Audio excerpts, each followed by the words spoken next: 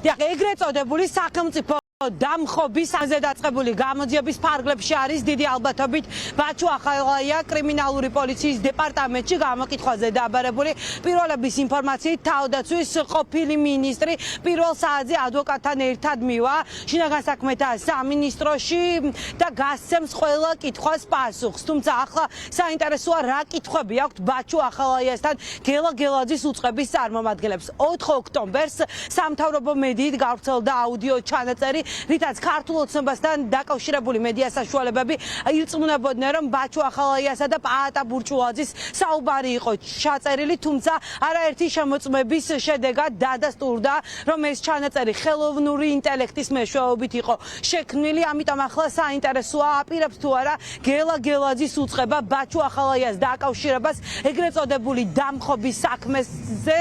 ის კი ვინც უკვე დაუკავშირეს ამ საქმეს და ხელბორკილები დაადეს სასამართლო პროცესის დაწყებას ელოდებიან 18 ბრალდებული და ვისაც ბრალი დღეს წარუდგინა ძალოვანი უწყების წარმომადგენლებმა 6 საკვეთ ღონისძიებაზე მსჯელობა სულ რამდენიმე წუთში უნდა დაიწყოს. ამ 6-დან საბრალდებო სკამზე ზის მოკრივე გიორგი კირვალიძე, რომელიც საკუთარი ფეხით მივიდა ძალოვანი უწყების წარმომადგენლებთან, რადგან გაიგო რომ მასზე ძებნა იყო გამოცხადებული და ეძებდნენ. ამასთან ერთად დღესვე განსაჯელის სკამზე იქნება ნანა სანდერსიც. ეს არის აქტივისტი, რომელიც 1 ოქტომბერს ჩამოვიდა საქართველოში იმისთვის, რომ დიდ შეკრებაში მიეღო მონაწილეობა. ადვოკატები აცხადებენ, რომ მისი ფსიქოლოგიური მდგომარეობა საკმაოდ მძიმეა და დიდი ალბათობით სამედიცინო ექსპერტიზის ჩატარება მოუწევს სახელმწიფო ბრალდებას. პროკურატურა ყველა დაკავებულისთვის ითხოვს პატიმრობას, ადვოკატები კი გირაოს შუამდგომლობით მიმართავენ სასამართლოს. გიორგის დაკავება მოხდა ქალაქ ახალციხეში, ახალციხის რაიონის სამმართველოს ადმინისტრაციულ შენობაში, მაშინ როდესაც გიორგი თავისი ნებაყოფლობით, თავისი ნებით გამოცხადა პოლიციის ადმინისტრაციულ შენობაში და სწორედ იქ მოხდა დაკავება.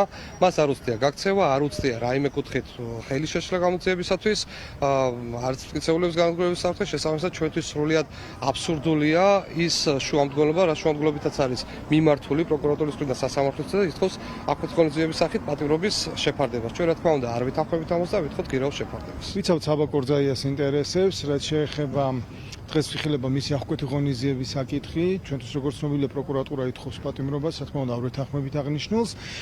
შეეხება თვითონ ბრალდებულის პოზიციას, ამ ეტაპზე ვიყენებთ დუმილის უფლებას. აღკვეთ ღონისძიებად გირაოს შუამდგომლობით შეხვდათ სასამართლოში? არა, შევდივართ გირაოს შუამდგომლობით, საერთოდ აღკვეთი ღონისძიების გარეშე გვინდა და დარჩეს. საქალაქო სასამართლო ყურადღების ცენტრში ხვალ 2:30-დან იქნება ამ დროს ჩაინიშნა ასევე 4 ოქტომბრის აქციაზე დაკავებულები. სასამართლო პროცესი 12 ბრალდებული ელოდება აღკვეთ ღონისძიებაზე მსჯელობას. ადვოკატები აცხადებენ, რომ ბრალის დადგენილება იდენტური არის სხვა ბრალდებულებთან მიმართებაშიც, რადგან ყველა დაკავებულს ედავებიან ჯგუფურ ძალადობაში მონაწილეობას და ასევე სახელმწიფო ობიექტების ხელში ჩაგდების მცდელობას. დანაშაულის დამტკიცების შემთხვევაში ბრალდებულებს 4-დან 6 წლამდე პატიმრობა ემუქრებათ. არც ერთი კონკრეტული პირის შემთხვევაში არ არის მითითებული კონკრეტულ გარემოებაზე თუ რაში გამოიხატა მის მიერ დანაშაულებრივი ქმედება. რაც შეეხება საქმის მასალებს, ცალკეული ბრალდებულების შემთხვევაში ჩვენ გვაქვს ვიდეო მასალები, რომელიც უნდა აღწერდეს პროკურატურის მტკიცებით დანაშაულებრივი ქმედებას, ხოლო ცალკეულ შემთხვევაში მსგავსი ვიდეოები წარმოდგენილი არ არის. ამ კონკრეტულ შემთხვევაში ეს ბრალის კომბინაცია სავარაუდოდ გამოყენებულია იმისთვის, რომ სასამართლოს არ ქონდეს საშუალება აღკვეთის ღონისძიების სახით მიიღოს სხვა ალტერნატიული ღონისძიება, როგორც არის გირაო მაგალითად და თითქოს უზრუნველყოფილია ფორმალურად პატიმრობის გამოყენების წინაპირობები. როდესაც ჩვენ ვლაპარაკობთ ამ 36 ადამიანზე დაკავებულზე, ვსაუბრობთ ერთ სისხლის სამართლის საქმეზე და ყველა ეს ადამიანი, მათ შორის პაატა ბურჭულაძე, ზოდელავა, იგულისხმება, რომ ერთი სისხლის სამართლის საქმის ვარგლებშია დაკავებული. ბრალი არის იმდენად ზოგადად კონსტრუირებული, რომ მისი მორგება შეიძლება ნებისმიერი ადამიანისთვის კონკრეტიკის გარეშე. ეს პრობლემაა, ეს სასამართლო უნდა შეაფასოს როგორც პრობლემა. ძალადობა, რპევა, ხუსნიფთის დაზიანება, რაღაცა მსგავსი სახის მიზანი აზრადაც კი არ მოსულა მისი და თავი დავანებოთ რომ ასე ვთქვათ მსგავსი სახის ქმედების ჩადენა არავის არც იცნობს, არც ასე ვთქვათ რაიმე სახის კავშირი ქონია ან რაიმე სახის ნაცნობების ფაქტი, მისი ინიციალის იდენტიფიცირებაც კი ასე ვთქვათ საკმაოდ რთული იყო საბოლოო ჯამში ძლივს ასე ვთქვათ დააიდენტიფიცირეს ოჯახის წევრების მეშვეობით რომ აღნიშნული პირი იყო ბადონ მამუკა ლაკუჩიცა.